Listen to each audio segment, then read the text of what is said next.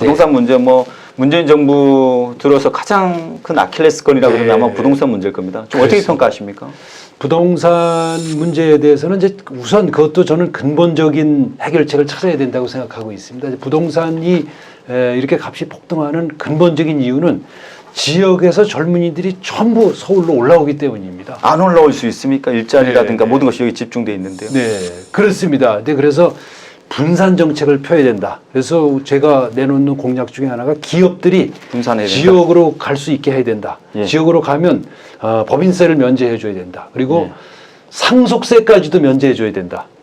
완전 면제를 말씀하신 거예요? 그렇습니다. 네, 네. 그리고 이제 다른 나라에서는 여러 가지 형태가 있는데요. 상속세를 면제해 주는 대신 고용으로 대신하게 해주는 나라도 있습니다. 예. 그 액수만큼. 예.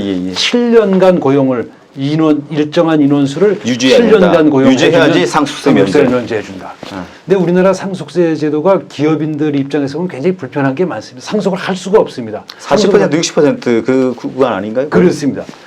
그 공장을 만약에 어떤 공장을 상속을 하려면 팔아야 됩니다. 반을 잘라서 줄 수가 없지 않습니까?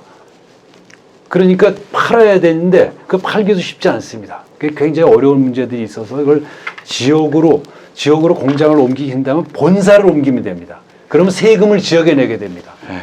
좀 이렇게 기업들하고 잘 상의해서 이런 문제들을 좀 대담하게 풀어야 된다. 그리고 땅도 그냥 돈 내지 않고 쓸 수 있게 해주고 이렇게 해서 이제 서울로 수도권으로 몰리는 것을 완화하면 저절로 문제가 해결될 거로 보고 있습니다. 기업들이 지방으로 내려가면 겨우 일자리가 생기고 네네. 기업들이 지방으로 유인하기 위해서는 다양한 세제 혜택이라든가 이런 네네. 부분들이 가미가 되면 아주 과감하게 해야 됩니다. 아주 과감하게. 네네. 상속세 문제 같은 거는 굉장히 민감한 얘기지만 제가 뭐 이거 나가면 엄청 혼날 수도 있는데 그러나 그만큼 과감하게 해야 된다. 네. 대담하게 해야 된다는 게 제 생각입니다. 대통령 되시면은 그러면 지역으로 내려가는 기업의 경우에 상속세 정말 면제시키실 겁니까? 100%? 네, 우선 뭐 그것에 여러 가지 형태가 있기 때문에 고용과 묶어서 하는 방식이라든지 뭐 여러 가지 형태가 있기 때문에 좋은 방안을 찾아서 지금 제가 딱 이렇게 면제가 좋은지 고용으로 대신하게 하는 좋은지는 딱 모르겠지만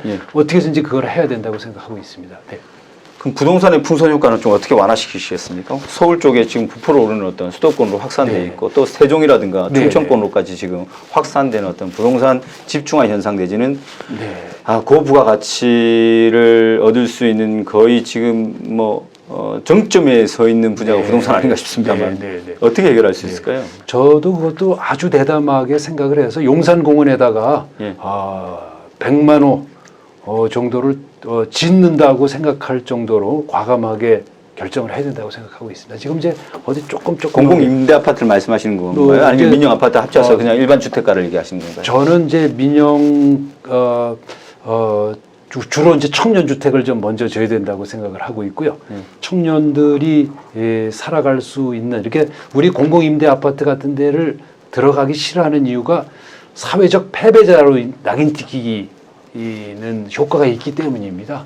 그렇습니다. 임대 아파트에 산다는 이유만으로도 주변 지역과 어울리지 못하는 슬럼이 형성되는 경우가 많죠. 그렇습니다. 이제 그래서 그렇게 지면 안 되고 그래서 공공에서만 순전히 해서는 안 되고 민간하고 해서 그것이 사회적 패배자가 되는 길이 아니라는 것만큼 잘 지어야 됩니다. 잘 지어서 나중에 매각까지 할 수 있게 지금 외국에는 그런 사례가 많이 있습니다. 한 7, 8년 머무르다가 분양까지 할 수 있는 이런 시스템으로 해서 사회적 패배자들이 가는 공간이 아니고 용산이라고 하는 아주 주요한 공간에 한강을 끼고 있는 중심지에다가 과감하게 지어야 된다 이렇게 생각합니다. 결국 부동산 정책의 해법은 공급으로 풀어야 된다고 보시는 건가요, 그럼? 우선 몰리지 않도록 하는 거하고 같이 두 가지를 병행해야 된다고 생각합니다. 그 외람되지만 서울 한복판인 용산에 그런 100만 호가 지어지면 전국에서 그 100만 호를 감당하기 위해서 더 많이 쏠림 현상이 있지 않겠습니까? 그만큼 지역이 더 황폐화되지 않을까요? 서울 이외 지역이 100만 호 서울에 또 100만 호가 서울 한복판인 용산에 지어지면 그 부분은 지금은 이제 근본적으로 해소책을 만들려면 시간이 좀 걸립니다. 우선 이제 기업들을 이전해 가려면 이렇게 금방 내일 이전할 수가 없는 거기 때문에 우선은 급한 불을 꺼야 되는 것이고 그 사이에 급한 불은 지금 가격이 너무 부풀어 오르는 그런 현상을 갖다가 그렇습니다. 일단은 그렇습니다. 안정화시켜야 된다. 그렇습니다. 네. 급한 불을 끄고 분권 국가를 만들어야겠다. 돈과 권력과 문화와 언론이 모두 서울로 몰리는 이 시스템을 깨야 됩니다. 지역에 있어도 충분하게 그런 경쟁력을 가질 수 있는 시스템을 가져야 된다고 생각하고 있습니다. 네. 알겠습니다. 그러면 지역 분권 관련해서는 앞으로 아까 그 국공립대학이라든가 이런 데 대학 등록금을 면제시켜 주겠다는 네. 어떤 말씀을 하셨는데 네. 사실 부동산의 문제를 한꺼풀씩 벗기다 보면은 대치동이라든가 노원구라든가 목동이라든가 이런 교육 특구라고 말할 수 있는 곳들에 대한 수요가 네. 좀처럼 그 니즈가 줄지 않기 때문입니다. 사실 그렇습니다. 엄청난데 그렇습니다. 네. 이 교육 문제가 네. 결국 부동산 문제에 저간에 깔려 있는 그렇습니다. 근본 문제 중에 하나라고 생각합니다. 그렇습니다. 그럼 교육적인 부분들 여전히 한국에서 태어나면 교육은 네. 서울에 있는 대학으로 보내야 되는 것이 뭐 지상 과제처럼 되어 있는데 네. 우리나라 교육제도에 대해서 한 말씀 좀 해주시고 네. 해법을 좀 한번 말씀을 해주시죠. 우리나라가 이제 전체를 평준화시켰죠.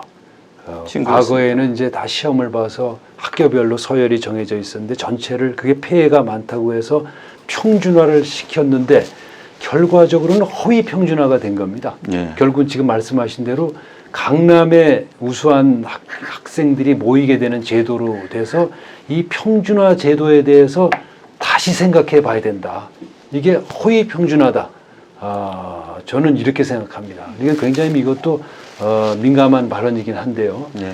과거에는 지역에 다 명문고등학교가 있었죠. 그렇습니다. 군별로, 예를 들어 홍천고등학교, 철원고등학교, 뭐 이렇게 명문고등학교들이 있었는데 그것이 다 평준화되면서 그 우수한 학생들이 강남으로 몰리게 돼 있는 제도여서 이 평준화 제도에 대해서 조금 더 깊이 성찰해 볼 필요가 있다고 생각을 하고 있습니다. 그러니까 지금 이건 너무 좀 그 민감한 문제여서 더 말씀드리긴 좀 어려운데 저희들끼리는 이제 이 평준화가 겉으로만 돼 있고 실제로는 비평준화 학력의 격차가 더 늘어난 부분을 어떻게 해결할 것인가에 대해서 좀 더 근본적인 바탕에서 좀 토론을 해야 된다고 생각하고 있습니다. 강원도 그러면 민족 사관고 네네. 미디어에 많이 노출되면서 네, 많이 네. 나오면서 아주 국내 고등학생들의 부러움을 많이 얻고 있죠. 네. 그런 민족 사관고 같은 특목고가 좀 많아져야 된다고 생각하십니까? 어떻습니까? 저는 그렇게 이 정부 정책은 그렇지는 않습니다만. 만약에 정책을 낸다면 군 단위의 명문고등학교들을 부활시키는 거. 예를 들어 홍천고등학교, 철원고등학교, 군 단위들은 지금 거의 동공화가 이루어지고 있습니다. 학생들 숫자 자체가 예. 없어지고 있는 거죠. 예. 이게 이제 평준화 정책을 깨는 거에서 굉장히 민감하긴 한데 그래도 생각을 해본다면 그 정도로 과감하게 생각해야 되지 않나. 그 지역에서 자기네 고장에서 명문고등학교에 있으면 거기로 가게 하고 서울로 올 필요가 없이 만들어줘야 된다. 이 생각입니다. 네.